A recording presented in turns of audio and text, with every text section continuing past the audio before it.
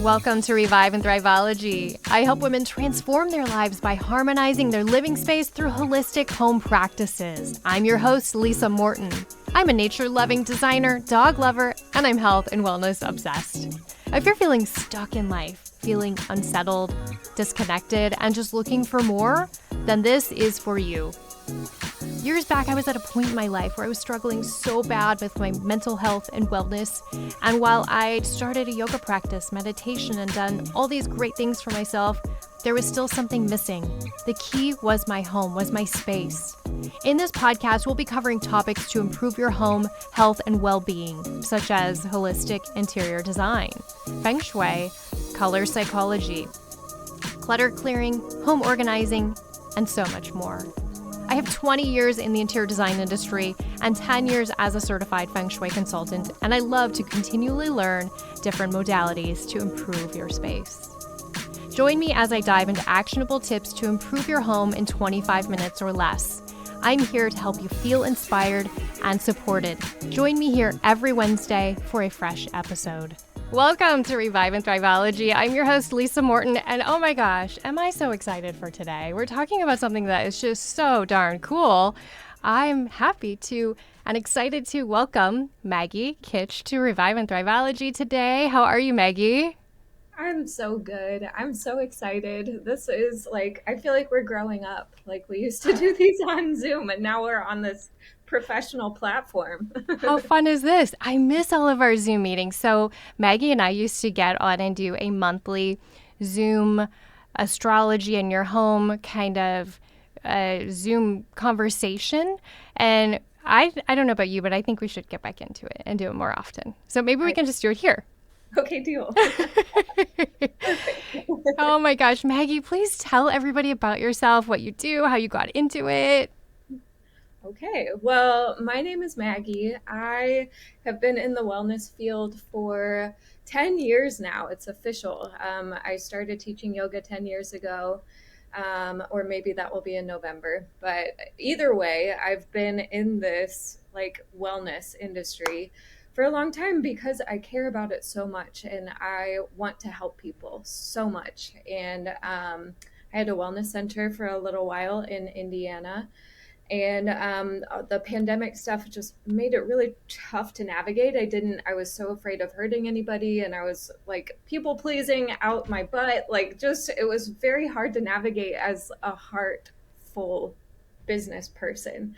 So actually it came at a beautiful time because I was starting to feel burned out with all the massages I was doing, and it took me a little while to put it together. But the reason I was feeling burned out is I felt like people were expecting me to just take care of all of their problems and then keeping the same habits, keeping the same posture, keeping the same things that put them in a position to not feel well in the first place. And that's really unfulfilling when you are trying to help people. So I was thinking what can I do to give people so much power that they can completely help themselves? And what can I do from a distance? I can't do virtual massage. Yes, we can do virtual yoga, but it's not quite the same. And so I was like, what can I do? And I'd always been interested in astrology. And so it just kind of made sense. I felt like through looking at the stars and the planets and where they are, I could actually facilitate change that would be beneficial and more lasting than a 60-minute, 90-minute, 2-hour massage. Well, you can touch more people doing it that way too, right? Not physically touch massage, but you can help more people. Exactly. So I moved to Naples, Florida in 2021 and I'm doing massage and astrology. And it's been really nice to kind of remove myself from the big, I don't want to say rut because I didn't feel like I was in a rut, but I had forged out this path that the walls seemed really high then because I'd put so much effort into it, And so to kind of come out of it, look backward with a fresh perspective, and also have this opportunity that I've never had to live in a town where I don't know anybody. It was brand new. To live on the beach, come on. Yeah. Who says no to that? Not me. So that's kind of how I got into it. And it's just been so fun. I have made new connections with people, and I feel like I have some clients in California, and I had some in Oklahoma for a little while. And like my dream of really making a difference in people's lives is like it's coming together one step at a time. So I'm so, so happy for you. I've always just known since I met you. You know, you meet those people and you're like, oh, she's going to do something amazing. She just has to get there. And I know, COVID and everything that was navigating, but look at you. Well, now I'm even more excited because, gosh, these people are just going to fall in love with you. So, Maggie has so much knowledge about astrology, and she explains it in a way that like everybody can get it. I don't know about everybody, listening, but I've struggled sometimes. I'll read this stuff, I'll listen to people, and I'm like, they're talking about these planets, and I'm like, oh my gosh, so overwhelmed, and this is conjuncting with this, and it's so hard unless you can devote tons of time to studying it and really understanding it. But I still want to know a little, right? Maggie, you're so good at explaining how it will affect you, actual concrete things you can do, things you will actually feel, and just make it more understandable. I don't know. digestible. Digestible, that's the word. Yes. How did you develop your approach to this to not be that like overwhelming to like these are black and white things you can do? Well, I'm extremely passionate, and that goes a really long way. I did take three like formal trainings, a level 1, level 2, and then a master level with Deborah Silverman, who also, if you follow her, she does tiny little like 3-minute bite-sized. I'd say that was a really big source of inspiration for me because what she did was for me in my trainings, she really laid a foundation that I could put my feet on and then like reach for more from there. And that's how I watched her videos religiously, like every 2 days, because she'd always give a little update about the moon, which tells a lot about the emotional weather. If you kind of expect what might come up in terms of emotions, then number one, you can be more compassionate with yourself and like understanding and be like, okay, self, this isn't the end of the world. I knew I might feel a little more reactive today, but then you can take that compassion and apply it to all of the other people that you interact with. If you know that there's like a higher likelihood of being a little bit emotionally impulsive or being a little bit more sensitive to the inside, then when we encounter other people that are being reactive or being sensitive, then we can be like, oh, okay, it's okay. It's not me, it's the planets. So then we can extend this like really deep, loving compassion and understanding it inward, but also we can push it out to cover the people that we interact with as well. And then we're more grounded, we're more centered, we're less swayed by the conversations that we have or the instances that we encounter. That's good. Oh my gosh. Well, let's dive in. So we're moving into fall. What can you tell us going forward? Like things to know, what we should be aware of, things like that. Yes. So, um, it's going to be Libra season soon. That's going to be the new focus for the time being. And it's just one of the reasons that I love astrology so much is because the sun moves through every sign every year, illuminating a different part of our lives. And so then we are given this amazing opportunity to be really whole because we're not leaving anything out. There's not anything that we can forget about because the themes are all presented in a rhythmic order every single year. So, Libra season is even if Which you said, I just want to jump in, September 22nd is when that starts, right? Okay. Awesome. To October 23rd this year. Okay. It kind of changes because that's just how it works. Okay. But so even if you don't have your sun in Libra or Mercury in Libra or Mars in Libra, if you have no Libra anywhere in your natal chart, which is what an astrologer looks at, we're still met with this energy. We're still met with, because it's the sun is the brightest body in our sky. It's the brightest celestial body. So wherever the sun is illuminates that part of life. And Libra rules balance. Libra in like physical astrology, the Greek medical astrology, it rules the scales. It rules your kidneys, sorry, which look like scales on the back of your body. And what your kidneys do is it helps to balance your like electrolyte balance, your fluid balance. And it's all very, very sensitive. So if we're missing potassium and sodium, then like the scales start to tip, where that's a very physical, literal interpretation. But we can kind of extrapolate that out to all areas. So if within our relationships, there's an imbalance where maybe we are constantly giving, and not doing any taking, or not doing any receiving, not letting anyone pour into our cup, then the scales are tipped out of balance. So all of the themes that kind of connects to, balance, harmony is a beautiful, like that fits right in with balance. I always think of the Little Mermaid singing that harmony song. Relationships, Libra is all about others and other people.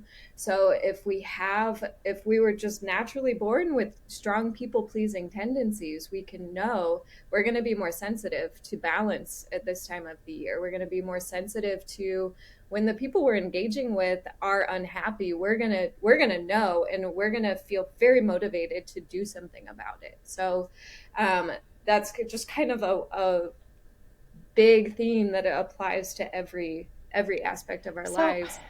Well, I thought of something here. I just like, you have those poof moments. Yes. You're talking about balance, and I'm like, this is a time of year, kids are getting back into the school routine. People are doing things. I know this is a time of year. My phone starts ringing off the hook because everybody's like, Lisa, I need a new paint color of all these things. And maybe they're just naturally, trying to bring their space into balance. And that's a great time to check in. It is. Yeah. All the balance, whether it's you might be walking and noticing that clutter pile or what do you think? It balance and harmony also kind of fall in line with beauty and like rearranging things to make it more harmonious. So it is the time, it's the best time to like beautify your space, to go in there and rearrange your furniture to create a better flow of energy, and just make sure that you're checking in with the scales, whether it's in your body, like, am I balanced? It's in your home, it's in your relationships. Is everything beautiful and balanced and harmonious? And people are sensitive to the planets. We like to think that we are just exempt because we have brains and we can like make our own decisions. But I like to think of the planets like elicit a hormone response. It's like very beneath the surface. It's underneath. We don't know when our thyroid hormone is released. We don't know when cortisol is released, but we can feel it. My goodness, it has a powerful influence. And I think that is just kind of how, as the planets shift around and different themes are highlighted, we're going to just naturally kind of be more privy to those places. So I think it's cute that people call you for beautification purposes at this time of the year. I mean, it's super fun. I think they're thinking, oh, panic, we're hosting Thanksgiving. Probably. But really it's probably, it's obviously more than that. It's they're maybe noticing those things, or, oh gosh, I wanted to work on this space, or I wanted to rearrange this. And maybe it's also a great time to check in as you're doing these things. Does this make me feel really good? Or am I just doing it because that's what my neighbors did? Am I just picking this color because it's on HGTV? Like, really check in to make sure the way you're arranging your space makes your body feel good. Absolutely. Right? Yeah. Oh my gosh, how exciting. So, so people I'm going to list information in the show notes so people can follow you. You do all kinds of amazing posts all the time to just like get information that's digestible, and I love that. So I'm going to share all of that. Do you have anything else going forward into, leading into winter that we should know about, that we can prep our bodies or spaces for? Yes. I just think that as you are going into fall and as we are kind of going through a change of seasons, it's important to think about the energy that's around us. So when a season changes, that has a very specific feel to it. It's very initiatory. It's very like you can't stop spring, you can't stop fall. So like whether you're ready for it or not, here we go. It's like that hide and seek when you're little. I love that. So it's a really good time to initiate projects in your home. So if there's something that you've been that's been in the back of your mind that you've kind of been mulling over, take the action now, because everything is lined up and geared for that. So actions that you take, it's going to be less resistance that you come up against. Yeah. Cool. And even just having an idea of the projects that you want to start and the things that you would like to welcome into your life, to bring into your life. If you don't know what you want, it's really hard to facilitate those things. How can you manifest anything if you don't even know what it is? You Exactly. know? That's why I'm always working with my clients to do a vision board, and they're like, oh, this still feels silly. Like I'm in a kindergarten with my glue stick. I'm like, you need to visually see those exact things. Yeah. Yeah. I mean, print it out on the computer. If you can't find something in a magazine, find the exact picture of that dream car, like down, like really define it. And then, that's so powerful. So something else I kind of wanted to get into is the moon phases. So give us a quick overview for anyone that doesn't really, because I feel like sometimes if the whole astrology umbrella seems like too much, you can start with those moon phases. And maybe we should have started a whole chat with this topic, but here it is. So there we go. That's one of my favorite places to start, honestly. And I use that the most out of everything for my own organization of the things that I need to do on a daily basis. So I organize my self-care based on what the moon is doing. I organize my business based on what the moon is doing. I organize my cleaning schedule based on what the moon is doing. Because otherwise, I would never get out of my house. I just wouldn't. Like, I would do all my self-care things in the morning, and that would take hours. So it's what it does for me is it's a beautiful, consistent, like always consistent framework that we can kind of look to if we're feeling like, well, I have 100 things to do and I don't know where to start, or I don't know, like, I don't know. It can be overwhelming. Like there's a lot of things that to do when you're a living, breathing person. So it just in a very general sense, when the moon is building, when it's getting brighter every single night, that is waxing from new to full. This is the time of the month where I do all of my action, my building practices, things that are like out here that require me to engage in the world and like come out of my shell. So I will schedule networking things. I will like physically take actions for my business. I will reach out to like almost cold call, but it's like not quite, but I'll take my business card to people. I will complete actions, and I'll also use that time to build the space that I want to build my home. So if I'm going to be doing any shopping for anything that I need to add to what I already have here in my house, then I'll do it during this part of the lunar cycle. And then on the other end of that, when the moon we just had a full moon and it's moving down to a new moon, that is, so the light is decreasing, it's shedding, it's eliminating. That's when I do those practices in my life.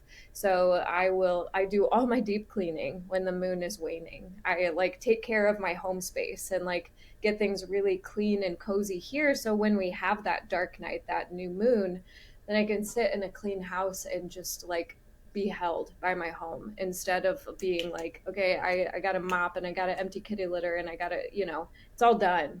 Because on that day, we are meant to rest and surrender. That's the day where, if you think about it in terms of like the plant life cycle, it's when the seeds get into the ground and they're buried and it's dark and you have to just trust that the root is going to know how to sprout out. So that is just, I like do the building actions when it's getting brighter, and I do the elimination actions when it's getting darker. And So I I guess in actually my world, made, it's like yin or yang and then yin energy. yes, yeah, exactly. It translates beautifully.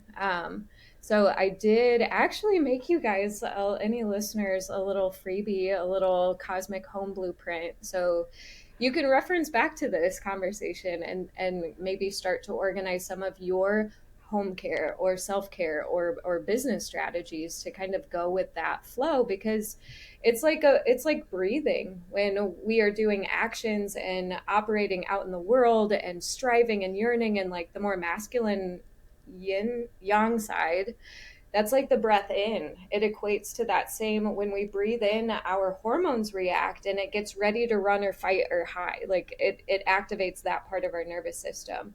When we do the eliminating, we're like, it's breathing out. And if you think about it, like a lot of us live on the inhale, the way that we organize our lives. We have to grind, we have to work, we have to get everything done. And then only then can we take the exhale. But we that's not sustainable. Like you can't live that way, like just very simply, very basically. So that's kind of why, otherwise I would do all the action all the time. I'd burn myself out. It would make me sick, like, I just think that when we allow ourselves to wax and wane like the moon does, we're breathing life into what we're doing, and that feels really counterproductive for some people. So was that your question? Oh man. Yeah, that was just beautiful. I could listen to you all day long. Oh my gosh, that was amazing. I can't wait for them to check out this freebie. I so appreciate you taking the time to put this together. I can't wait to check it out myself. I have one last question for you. I want to know your favorite place in your home. It can be a little spot, it can be a room, whatever. That is so tough. I think that my favorite is my porch, my screened in, my little lanai. I get to look out into palm trees, and like I don't have to see a parking lot. I don't have to see any other neighbors, and I have so many plants out there that just thrive so much better than they did in Indiana, and it makes me so happy every time I go out there. And my little viney pothos is a whole foot longer than he was the last time. Like it makes me so happy. I do love the abundance corner in my house though too. That's a good spot. That's a good spot to love on and give a little attention. Yeah. All right. Yeah. Maggie, thank you so much. First of all, I can't wait to have you back, because I know there's so many topics we can talk about. There's so many different times of year that we should be checking in. So you will definitely be back. If anyone has any questions for Maggie, you can reach out to her. You can comment in the notes, and I'll make sure, I'll get with Maggie. If there's anything you want to hear about in a future discussion, put that in the notes as well. Message me. And thank you so much, Maggie. Thank you. Everyone, thank you. Thank you so much for listening, everyone. Remember, your support helps me continue on the podcast, and I'm so grateful. I will see you next time. I'd like to thank our production company, Coraggio Media, the WELT 95.7 studios, and our sponsor, Good Sheet. For more information, follow the link in the show notes. Be sure to hit like, hit the subscribe button, and leave us a 5-star review. If you want to connect, find us on Facebook, and be sure to let me know what topics you'd like to hear about. Thank you so much for listening. See you next time.